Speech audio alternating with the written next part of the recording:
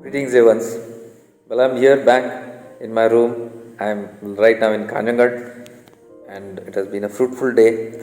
And also, I had a personal session today, and it went on for close to 3 hours. One beautiful thing is that these coincidences are so mystical. Because last time I had a consultation, it was in Tirunamalai, and that person actually from UK wanted to know about something about Tirunamalai, and no idea that I was in Tirunamalai.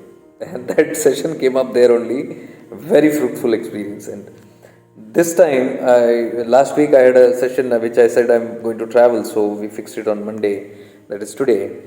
And go to see that person also is connected with Nityananda and never been here but has a certain pull here, and we ended up having the session today from this place, and very fruitful again.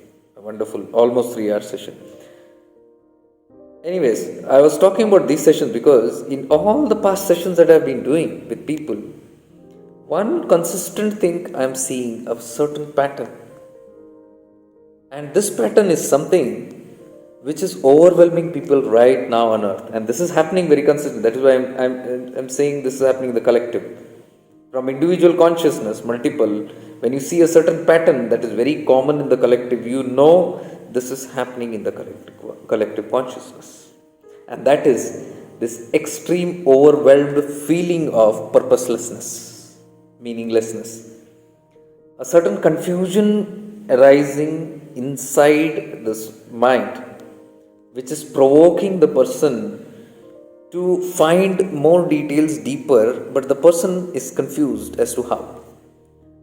Why means, this overwhelming feeling, I'll tell you why it's happening. It's because of the surges in energy in the consciousness of the planet. It's rising beyond comparative levels, beyond, our imagination. It's going at that rapid pace. The consistent energy rise on planet Earth is suddenly giving rise to all these symptoms that you can see in your body and mind. Many people are having many bodily symptoms, many are having many mental symptoms, and they are feeling they are going crazy. They're not understanding what's happening, but all this turmoil is going on. Emotions are at its peak. All kind of emotions. If you see, people are getting miserable. They're feeling lonely. They're feeling isolated. They're feeling the need to be loved. They're feeling deprived of something, and they're not understanding how to handle this life, how to handle the things, and suddenly feeling insecure about their future and how things will happen to them and their family members, and what's going to happen. And suddenly there is a rush for security, some measures being taken for some desperate need to find some solution to it, and everybody is like, this is happening in the collective. People talk about it or not, no problem, but we can understand it through a certain pattern, and I can observe it in my my own life also, the same patterns. But the intensity is not so high. But I can understand if you are not practicing awareness, if the person is not, how they can get affected by it. It's very overwhelming because I've been through all this. It's a weird and horrid kind of feeling. So it's like everything has ended, and it's like completely no purpose in life, and what the heck am I doing here, and trying to find the meaning in life, and a certain emptiness, a certain void that is there within, which the human is unable to know how to fill it up. So when this urge comes in to fill up that void, because our senses are always bahimukhi, that is Drishti, always outside. We seek outside everything. We have been doing that for lifetimes. From the time we have taken birth, we are always looking outside for satisfaction, for contentment, for love, for appreciation, everything from outside. So consistently we have practiced this. If I need something, I need to get out. If I want love from somebody, I need to go out and seek it. If I want anything in life, even if I want energy in life, we have the habit of going outside and seeking, where can I get that energy from? If I want healing, the habit is to go outside and seek, who can give me healing? Whereas we have not realized all these things are within us. So until this happens, it can be very difficult So the current time is that. And I was saying, since we have been trained, we have trained ourselves, and the belief patterns are something that everything is outside, and we are looking outside, and suddenly there is a big void that's happening, the gap that's happening, which is prompting a person to find a replacement or to fill in that void. And since the senses are always running outside, now the person seeks more outside. Something missing, I need to desperately go for it, and the hunt is again outside. And when you don't get it outside, you get more miserable. This is again the pattern, and this is very unconscious. It is trying to seek things outside to fulfill it, without even pausing for a moment and seeing all these things. About people who are in awareness, who are practicing this awareness, will be able to reflect it without getting just reactive, without a purpose. Just reaction will not help, because you are not standing and observing there. So people are being pushed to the heights of wanting to leave their bodies. Many people have spoken to me about this. There are times when, because why the need to leave the body? Because purposelessness means there is no purpose in life now. What do we do sticking around? It's the same old story, repeating itself again and again all the time, and I'm stuck in this loop, finding no route out. So the only thing that comes to the conscious mind is how to find a route out is to leave the body. So people talk about it, often feel suicidal and all those things, and it's suddenly happening in waves right now. I can see a certain wave pattern when suddenly people are going into that upheaval, and it's so overwhelming for them to handle themselves, their lives, their emotions, their feelings, their thoughts, because it's just flooding out. And many feel that, "Yeah, I'll go mad. I'll literally go haywire. What's happening to me? So many, I can't control it." You know. So please understand, if you are undergoing this, I don't mean that you have to undergo this, but if you realize somebody around you or this is happening in this world, you will notice this pattern very frequently now. And that only gives us an indication of how emergent the need is to raise the consciousness, because the earth is not stopping, the cosmos is not stopping. There is some divine plan that is unfolding. We do not know exactly what, but it's happening at a very, very rapid rate. Like, it seems like the planet is no more patient. It just wants to go ahead in that rise in evolution. You call that planet, you call that universe, you call that cosmos, you call that God, whatever. I'm just saying from another interpretation that there is no patience. Actually, it doesn't happen that way, but I'm telling, it looks like that.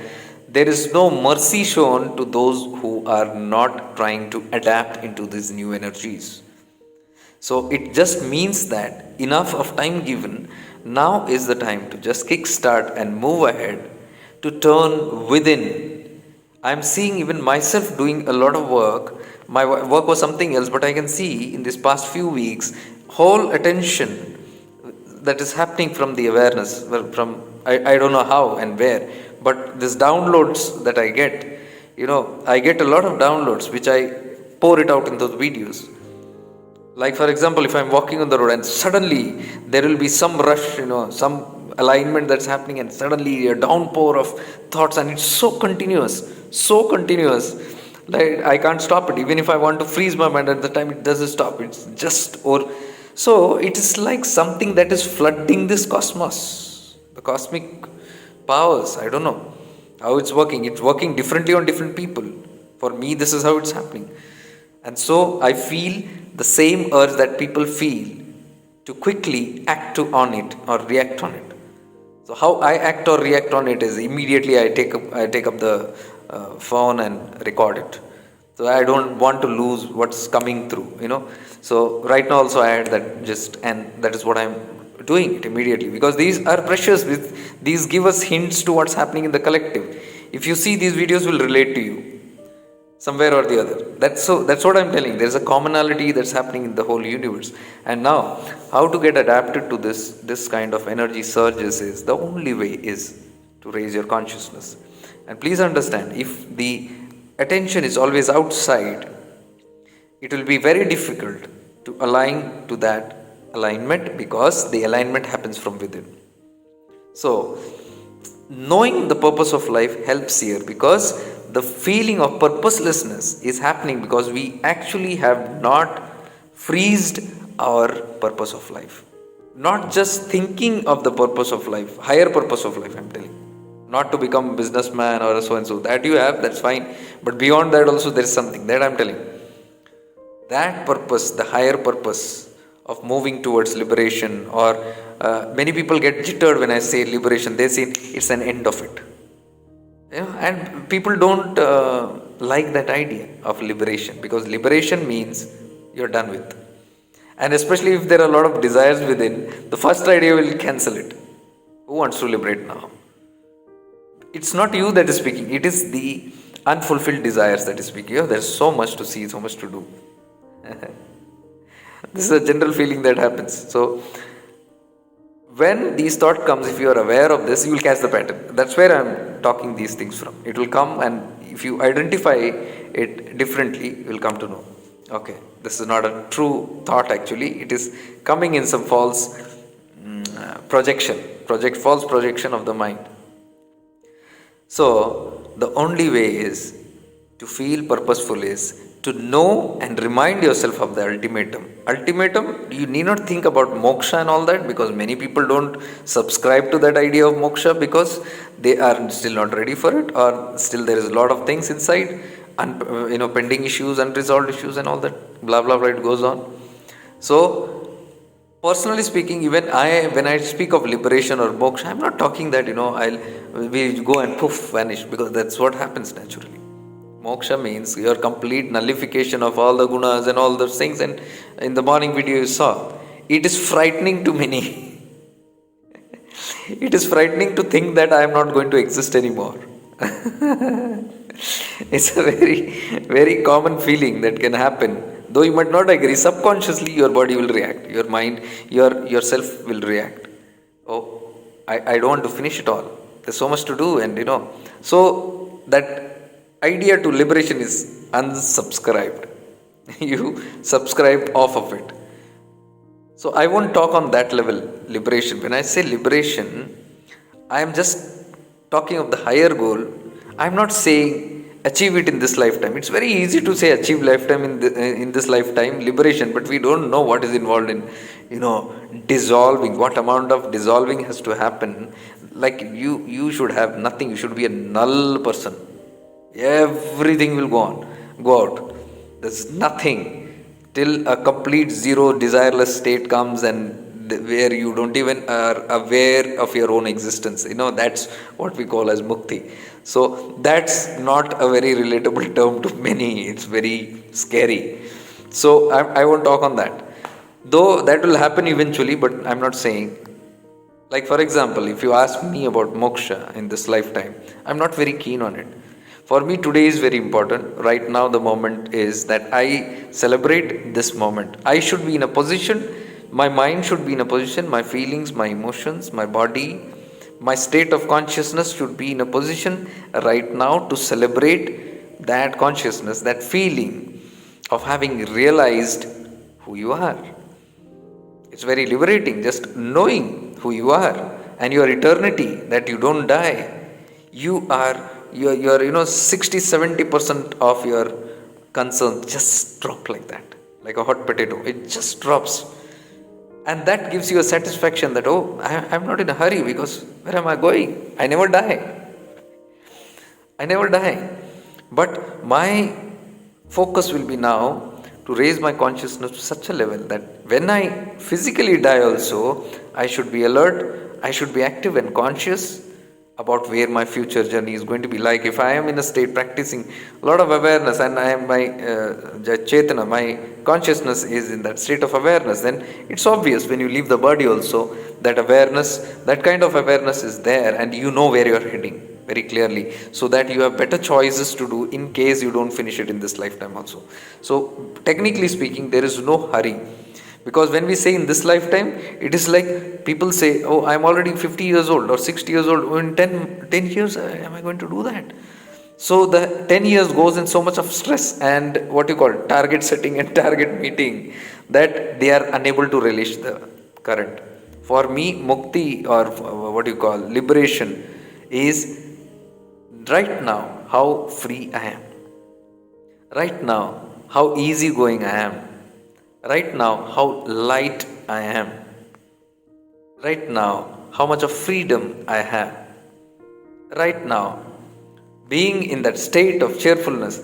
These things are very important because this will directly relate to how your state is. Realizing that self, that is the main motive. Completely realizing that self. You must be having glimpses. We have glimpses, that's a different thing, but completely to stay in that realized mode of the self. Those are the kind of some targets which I always place in front of me because it's very achievable and I can see myself walking very closer to it. So if we put very practical things step by step, we won't be overwhelmed with life. There is no hurry. Otherwise, there is a lot of hurry and there is competition here again. I want to compete. My loved one is going, no, I need to go before that. If there are spouses, two people living, no, I don't want you to die, let me die first. And they call it love. It's not love. It's the fear of living alone. Simple things. So all these things pop up during these sessions, and all these bubbles break, and we come to know, oh no, this is a false feeling that we are living in. So when you become aware of who you are, like somebody asked me today only in the session, a person asked me, when I look at you, I see a kind of freedom on your face and yourself and the way you are living life, and how are you able to do that? You must be having some bonus points in your life. I see somebody else, as I said, somebody else in the same building I see is in a certain state of mind and so cheerful and so happy and so free. And I look, and where am I stuck? I've been doing practices for 10 years, 12 years, nothing has happened like that.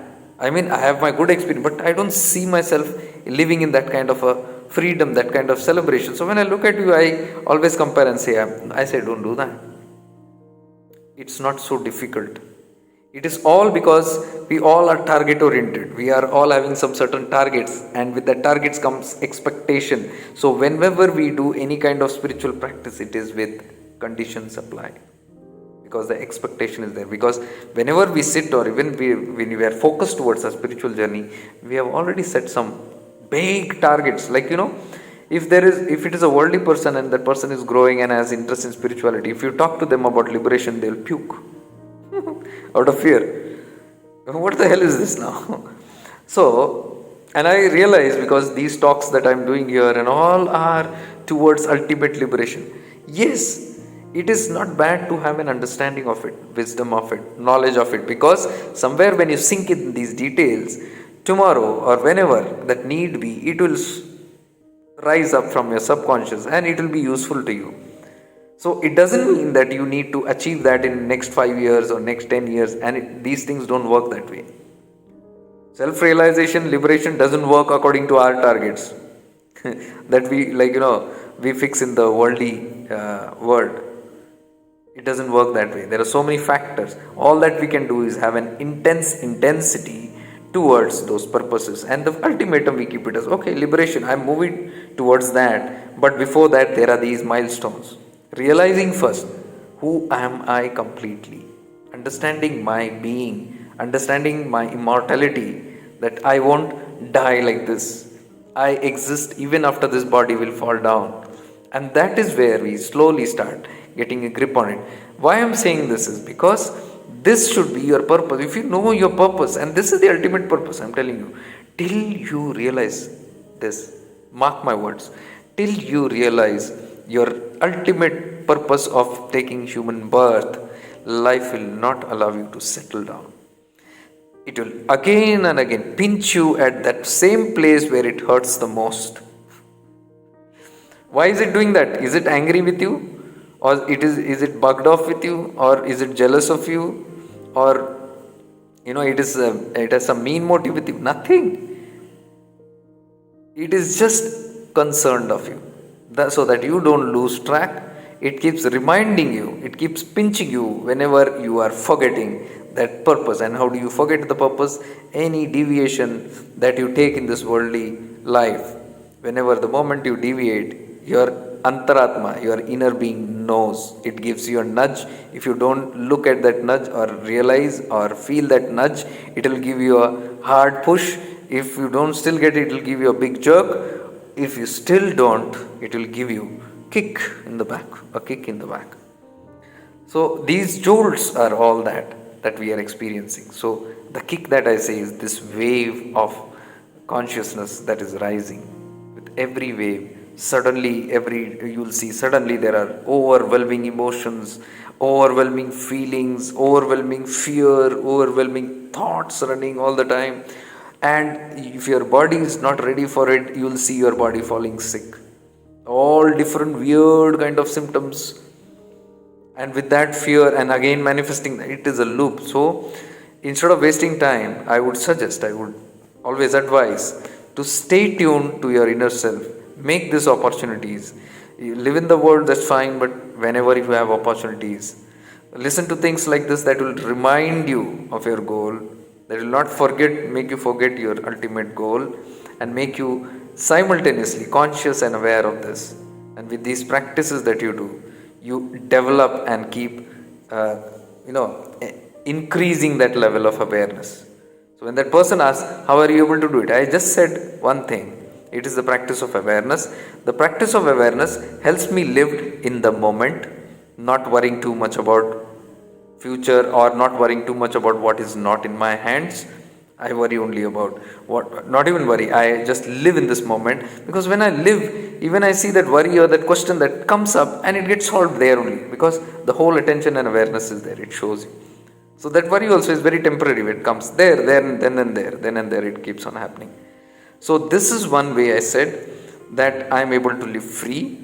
Whatever freedom you can see or whatever you cannot fake freedom. You cannot show off something on the screen or something, because it's very palpable. You can read it through the conscious, through the vibrations. There is something called intuition and feeling for everybody.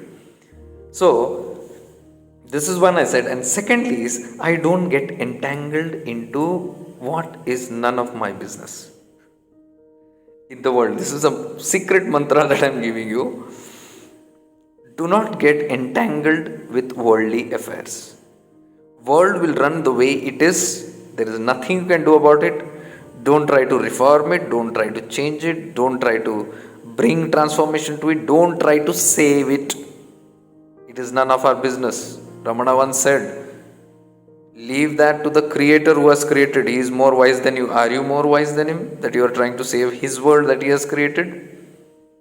Swami Vivekananda went once to a temple somewhere in Kashmir, and he was devastated to see that the Divine Mother's idol there, and the whole temple was damaged. And he learned that the Mughals had done it. The invaders had done it. They had destroyed the temple, and suddenly he is in a full of rage and standing there with bloodshot eyes, and is praying to the Divine Mother, oh Mother, only if I was there during that time, I would have taught them a lesson. How dare they touch your temples that you have made? And then the mother voice is heard. Something like, oh, so you are going to protect me. Means I am your protector. You are the one who is going to protect me. That the ego says, I am going to take control and I am going to protect you. How dare somebody invade? Because he said those words. He said, if I was there during that time, I would have fought and protected my mother, Divine Mother. So she reminded him to get out of that illusion which the ego is creating, that you are the doer.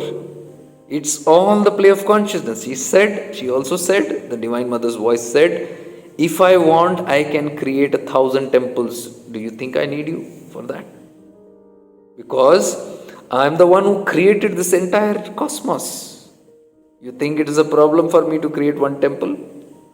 See, the moment that happened, Swami Vivekananda dropped there and he wrote, he has written this word, he said, I lost all my patriotism that day. See, patriotism, everything is good, but ultimatum is beyond all that. Because there also we feel we are doing something. And this is a Shrishti, this is the earth school. which will be like this. You cannot change it. You change it, it will reset itself. Because this nature of earth is to ever change. All the time it is changing. You cannot make it stop at a certain way. You cannot say, that is why the yugas happen. 4 yugas, it keeps changing. You can't settle down and say, oh, finally we are in Satyuga. After some time that will move into Dwapar Yuga, Treta Yuga, and also Kali Yuga. So in Kali Yuga you cannot say, oh my God, it's all darkness. We are gone forever. No. After a certain time again, reset to Satyuga.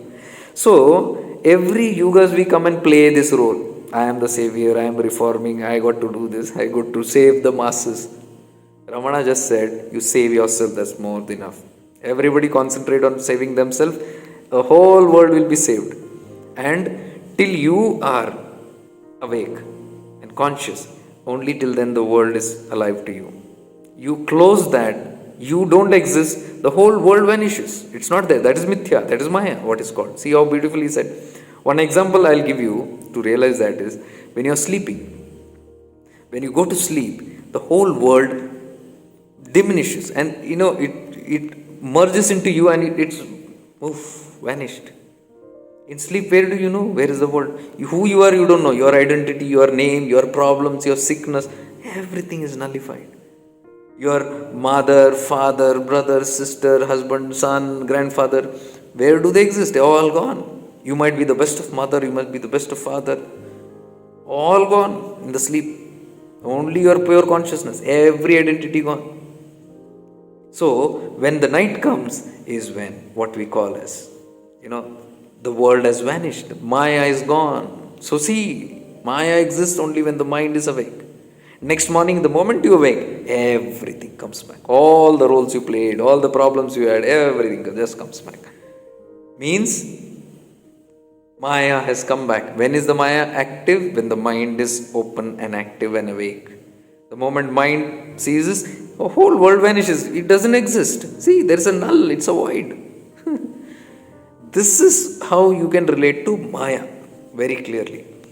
So, when all these things are so temporary, only when you're looking at it, you can be a part of this world. When you're not looking at it, it doesn't exist for you. In this illusory world, it was said, are you going to save somebody? These things will keep on happening. Are you getting it? So, why I added this note also, it will give you relief to know that these things are not permanent. These things keep changing. So there is no need to save anyone, help, in beyond your certain level, go there and, sacrifice your life for it and go for that. Everything is a drama, even if you sacrifice, you're going to come back and play another role because karma is only bothering about the lessons you learn. It doesn't go for your valor or, the courage and how much you can destroy yourself for it or commit to something. It doesn't work that way.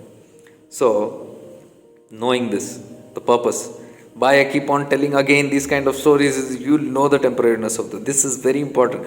When you know the temporariness of your life only, you will think of that higher purpose. Okay, this is all temporary. Where is my permanent home? I got to return back to home.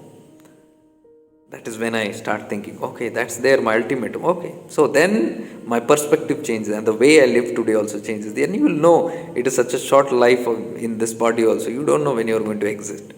You never know. So why not relish this current moment and live?